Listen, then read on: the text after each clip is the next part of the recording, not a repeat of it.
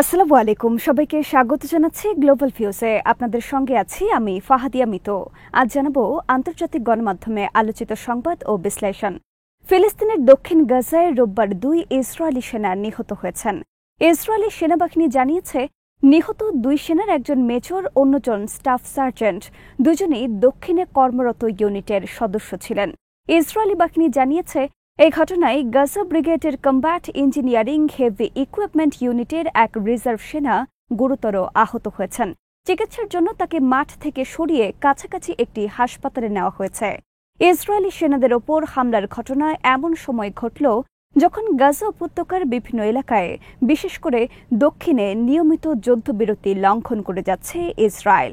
এর আগে রোববার হামাসের সামরিক শাখা আল কাসাম ব্রিগেডস গাজা উপত্যকার সব এলাকায় যুদ্ধবিরতি চুক্তি বাস্তবায়নে তাদের পূর্ণ অঙ্গীকার পুনর্ব্যক্ত করেছে এবং রাফায় ঘটে যাওয়া ঘটনার বিষয়ে কোনো ভূমিকা থাকার কথা অস্বীকার করেছে।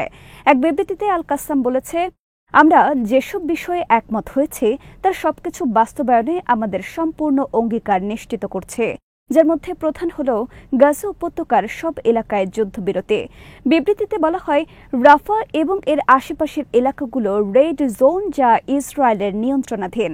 কাসাম ব্রিগেডস আরও বলেছে, 2025 সালের মার্চে শত্রুতা পুনরায় শুরু হবার পর থেকে রাফায় তাদের অবশিষ্ট ইউনিটের সঙ্গে তাদের যোগাযোগ সম্পূর্ণভাবে বিচ্ছিন্ন রয়েছে। তারা শহীদ হয়েছেন নাকি এখনো বেঁচে আছেন সেই সম্পর্কে তাদের কাছে সেই সময় থেকে কোনো তথ্য নেই। ইসরায়েলি প্রতিবেদন অনুযায়ী 2টি আলাদা হামলায় তাদের সেনারা হতাহত হন। এর একটি স্নাইপার হামলা, অন্যটি এক্সপ্লোজিভ ডিভাইসের বিস্ফোরণ। রাফায় অবস্থানরত দখলদার বাহিনীকে লক্ষ্য করে হামলা 2টি চালানো হয়। এ ঘটনার পর ইসরায়েলি বাহিনী রাফার বেশ কয়েকটি স্থানে হামলা শুরু করে। স্থানীয় সূত্রগুলো জানিয়েছে, দক্ষিণের একাধিক এলাকায় কামানের গোলাবর্ষণ এবং বিমান হামলা চালিয়েছে ইসরায়েল।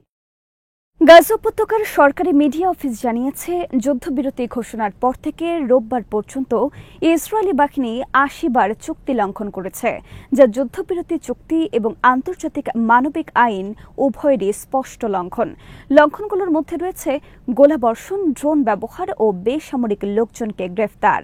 বিবৃতিতে বলা হয়, দখলদার বাহিনী বেসামরিক নাগরিকদের লক্ষ্য করে সরাসরি গুলি চালাচ্ছে, ইচ্ছাকৃতভাবে কামানের গোলাবর্ষণ করছে, ফায়ার বেল্টের ব্যবহার এবং গ্রেফতার চালাচ্ছে।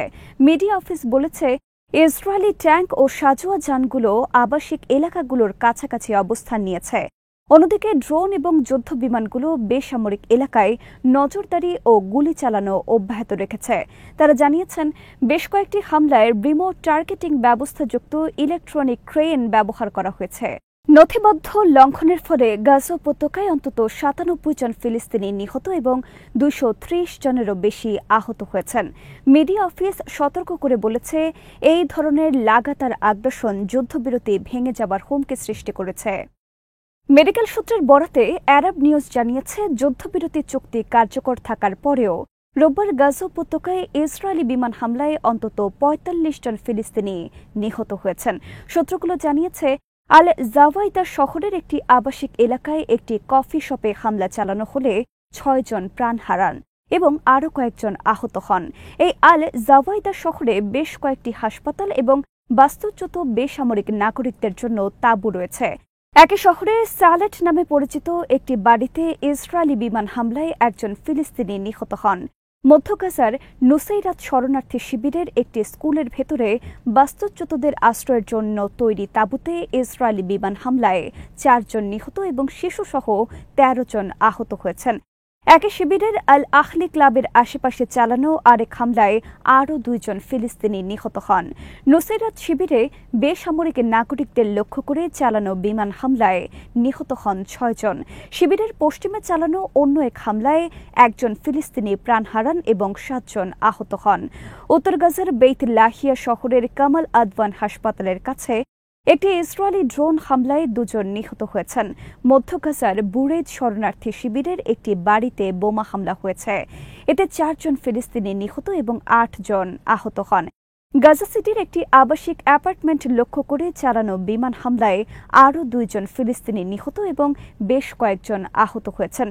অন্যদিকে একই শহরে চালানো আরেক হামলায় একজন প্রাণ হারিয়েছেন। দক্ষিণ গাজার খান ইউনিসের পশ্চিমে আসদা এলাকায় বাস্তুচ্যুতদের একটি তাঁবুতে ইসরায়েলি হামলায় আরও ৫ জন ফিলিস্তিনি নিহত হন। রোববার দিনভর হামলা চালানোর পর গভীর রাতে ইসরায়েলি সামরিক বাহিনী ঘোষণা করেছে তারা গাজা উপত্যকায় যুদ্ধবিরতি কার্যকরে আবার জোর দিয়েছে।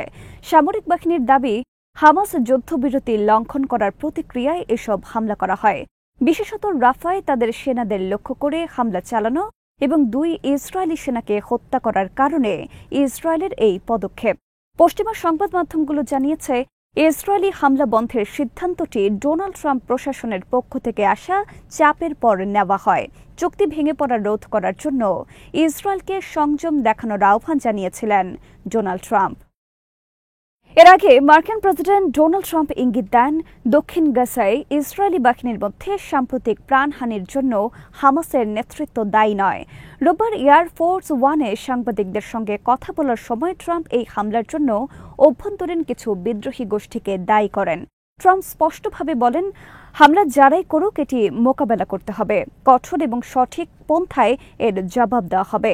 তিনি আশা প্রকাশ করেন, গাজায় যুদ্ধবিরতি চুক্তি বজায় থাকবে এবং ওয়াশিংটন স্থিতিশীলতা বজায় রাখার উদ্দেশ্যে তার অঙ্গীকার বজায় রাখবে।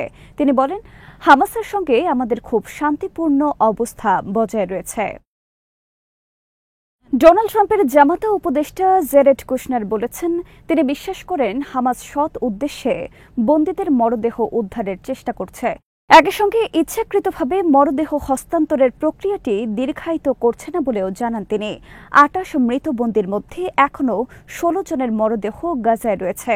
হামাস জানিয়েছে, ইসরায়েলের ব্যাপক ধ্বংসযজ্ঞের কারণে গাজার অবশিষ্ট মরদেহগুলো খুঁজে পেতে তাদের সমস্যা হচ্ছে। তবে ইসরায়েলের দাবি, হামাসের কাছে অধিকাংশ মরদেহ আছে এবং যে কোনো সময় তা হস্তান্তর করা সম্ভব। হামাস ও ইসরায়েলের পরস্পর বিরোধী বক্তব্যের বিষয়ে যুক্তরাষ্ট্রের মনোভাব জানতে চাইলে সিবিএস-এর এক অনুষ্ঠানে জেরেড কুশনার বলেন, যুক্তরাষ্ট্র, ইসরায়েল ও মধ্যস্থতাকারীদের পক্ষ থেকে এই বিষয়ে জোর চেষ্টা চালানো হচ্ছে। ইসরায়েল যেই তথ্য দিয়েছে তা মধ্যস্থতাকারীদের মাধ্যমে দ্রুত হামাসের কাছে পৌঁছানো হচ্ছে, যাতে দ্রুত মরদেহ উদ্ধার করা যায়। তিনি আরও বলেন, একে অপরকে দোষারোপ করার পরিবর্তে আমরা উভয় পক্ষকে দায়িত্বশীলভাবে সমাধানের পথ খুঁজতে আগ্রহী করার চেষ্টা করছি। হামাস সত্যি মরদেহগুলো খুঁজছে কিনা এমন প্রশ্নের জবাবে কুশনার হ্যাঁ সূচক জবাব দেন। তিনি বলেন, মধ্যস্থতাকারীদের পক্ষ থেকে আমরা যেই তথ্য পাচ্ছি তার অর্থ হল হামাস এখন পর্যন্ত চুক্তিকে সম্মান করার চেষ্টা করছে। অবশ্য পরিস্থিতি যে কোনো সময় পরিবর্তিত হতে পারে। আমরা তাদের কার্যক্রম নজরে রাখছি। ইরানি পার্লামেন্টের ডেপুটি স্পিকার হামিদ রেজা হাজিবাবাই বলেছেন, গাজার যুদ্ধবিরতি যেন যুদ্ধ অপরাধীদের বিচারের বিষয়টিকে ভুলিয়ে না দেয়। ন্যায় বিচার ও যুদ্ধ অপরাধীদের বিচারের দাবিকে উপেক্ষা করা যাবে না।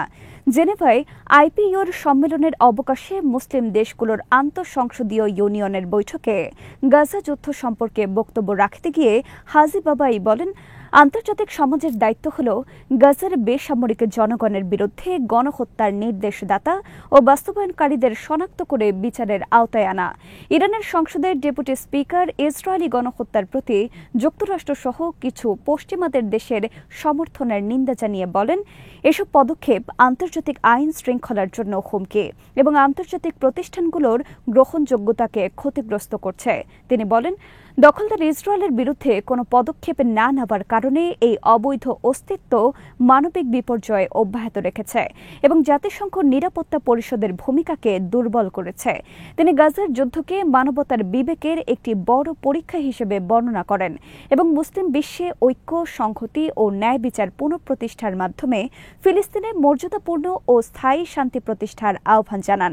বিশ্বের বিভিন্ন দেশের পার্লামেন্টের সম্মিলিত ফোরাম আইপিইউর ১৫১তম সম্মেলন রোববার সুইজারল্যান্ডের জেনেভায় শুরু হয়। সেখানে ইরানের সংসদীয় প্রতিনিধি দল অংশ নিয়েছে।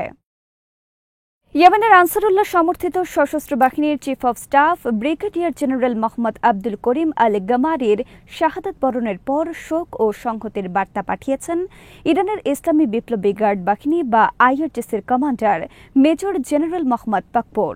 সশস্ত্র বাহিনীর নতুন chief of staff brigadier general Yusuf Hasan al মাদানির কাছে পাঠানো বার্তায় পাকপোর বলেন, আল গাবির শাহাদাত ইয়েমেনের দৃঢ় প্রতিজ্ঞ ও বীর জনগণের আঞ্চলিক শত্রুদের মোকাবেলার সংকল্পকে আরও গতিশীল করবে।